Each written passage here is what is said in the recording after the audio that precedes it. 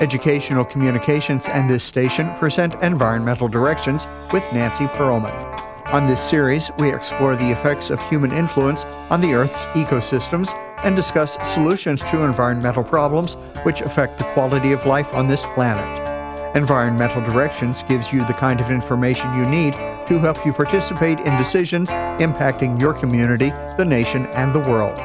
Now, here's your host, Nancy Pearlman. Hello. My guest is Sharon Yablon. She is an award-winning playwright who has been writing, directing, and often producing her plays in Los Angeles for many years. Her work has appeared in a variety of sites and on stage with the Echo Theater Company, Zombies, Joe's Underground Theater, The Lost Studio, Theater Unleashed, Bootleg, Theater of Note, and many other places. She has recently produced 11 short plays as part of the A Garden of Terrible Blooms podcast series, which she has written and directed. Welcome. It's a pleasure to have you with us. Thank you so much, Nancy. Thanks for having me. I enjoyed listening to your very short plays. They were less than a half hour each, beautifully done with original music, actors with great voices. You explored characters escaping and finding oneself, but I was most interested in the landmarks that you utilized in many of these stories. You had the last transmission with a helicopter flying over Griffith Park. You dealt with Sierra Club hikes, homelessness. You even talked about Bavaria in A German Christmas,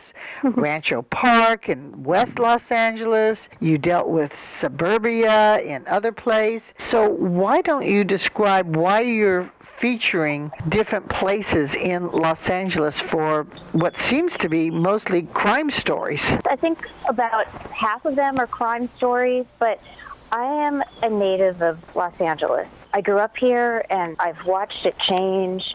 And I love to drive around and explore, and I love to take walks and explore. And it's just endless what I find. You know, having been here for so many years, I'm still finding things that I didn't know about and mysterious things and, you know, landmarks I didn't know about. For me as a writer, I have always started from a sense of place. And if I have a connection to a place or I'm intrigued by it, that's where I can kind of find my characters and story. And so with Los Angeles, there's just so many places to explore. And like I was saying, it's just endless. You use different landmarks, different locations in your plays. How difficult is it to present landscapes and locations in audio as opposed to video where you can actually see the places? It is challenging for sure. Just using a little bit of descriptive language, like in the last play, Dear Marie, with the one seagull out during the winter, and there's only one surfer during winter as opposed to many during the summer, and then the wind, and the actors talk about being cold. So that's able. You just need a few things, and I think that paints a picture. Sometimes you can do it with the soundscape. So in the Echo Park play, there were lawnmowers in the background, there was fiesta music, there were birds and bees, and that gets the sense of the walk and the traffic of the city fading as they go further up the hills. So it can either be sound or dialogue, what the characters talk about, but you don't need much. Your plays are focused in developed areas, in the cities, in towns. But shouldn't we have more plays about undeveloped areas, about wild ecosystems, wildlife, to get people to enjoy and appreciate those locations and help protect them? Yes, we absolutely should. And I'm hoping to write a Balloon of Wetlands play. I love that place. That's been in danger lately. It's been endangered for decades. I've been trying to save it forever as an environmentalist. Yes. So yes, absolutely. The canyons, any nature we have here, I agree with you 100%. We should. Most playwrights have a theme, commonalities in their works. What is yours? Mine is people trying to connect, people wanting to be seen through all their flaws and wanting to see others. Those are probably my recurring themes. Let's take one of the newer ones you call Dear Marie.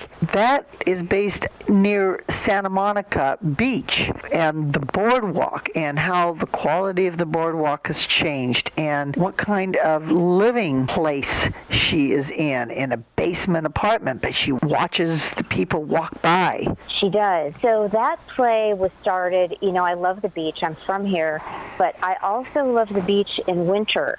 It's cold. There's not a lot of people there. It's one of the only places where we can find winter. It's not what you expect to find in LA. So that's where I started. I also am very interested in landmarks that are now gone. So there used to be a place, it was called Jack's at the Beach, and it was a classic club in the 40s, right at the end of the pier.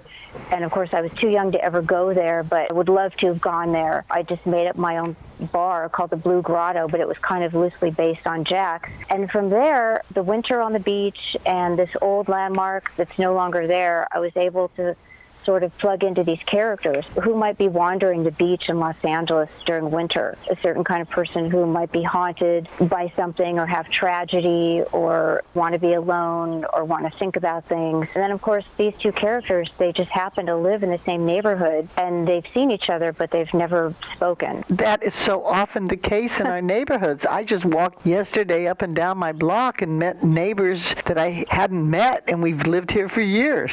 Yes, and I don't know why that is. And, I don't want to say it's because Los Angeles is an unfriendly city, because that's not true. But we're not bumping up against each other like you do in New York. There's so many people on the street walking by you and on the subway, so you can't help but recognize them and perhaps talk. But here, we're often in our cars or we're indoors. We're not walking streets. But I'm actually a fan of community and neighborhood, and I'm always trying to meet people in my own neighborhood.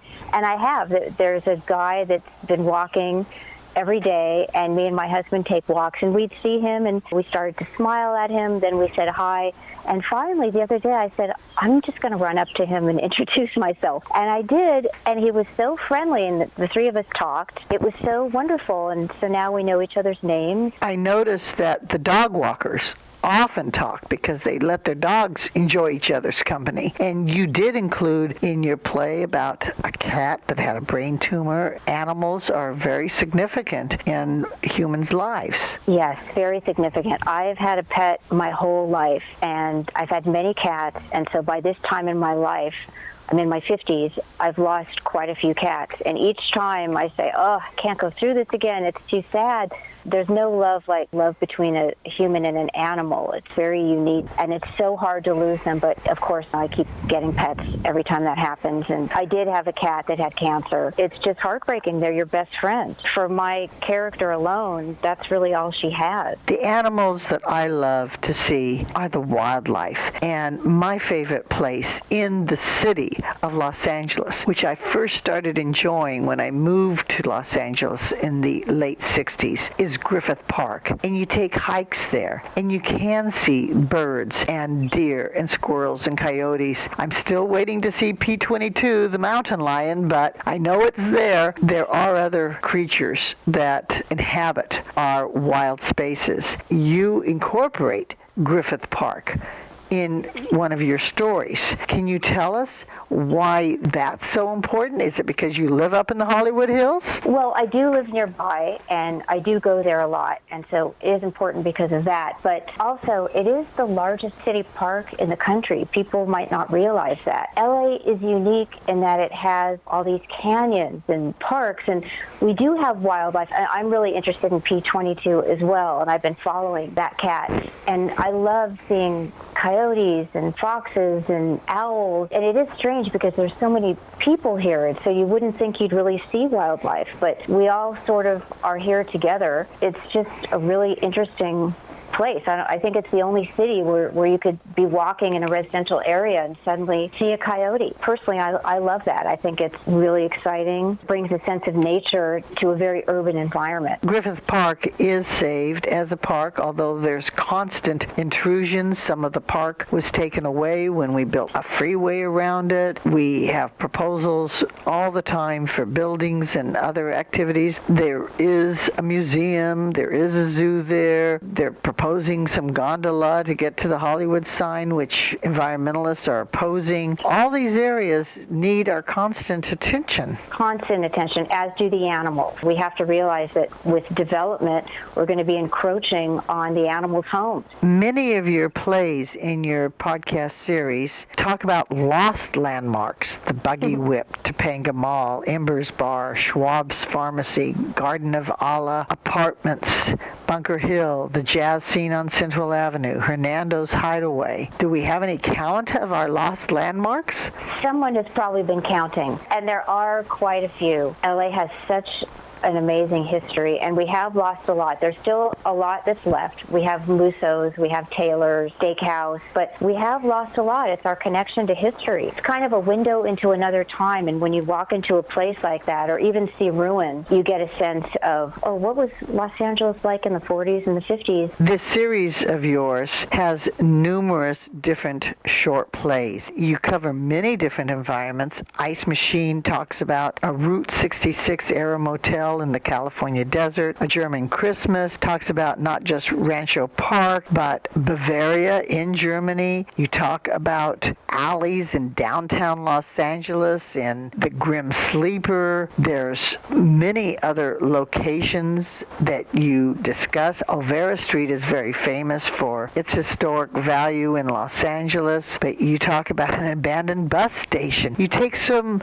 sort of different angle to these places. Sadly, you talk about a murder in Echo Park, and I love Echo Park in East Hollywood. How do you choose which location? You even have a Beverly Hills estate. I do, and I've been to all these locations, and each one has its own feeling. Rancho Park, you wouldn't think, oh, that's just a nondescript little area that's Beverly Hills adjacent, but it has its own vibe, and there's a certain kind of person that lives there and stories. And I love Echo Park, too, and that play that I did, Nothing Good Happens After Midnight, that's set there, I did it originally as a walk. You incorporate your life experiences in your plays, but you've also written short stories that are found in literary journals. You've collaborated with other writers and playwrights to create pieces. The pandemic has forced us to do a lot online, so you have this podcast series. How many plays can one listen to if they go to www.terribleblooms.net? Right now they can listen to 11, and then I'm hoping to do a full 10 for this next season, closing with a holiday play set in the Valley. What is the difference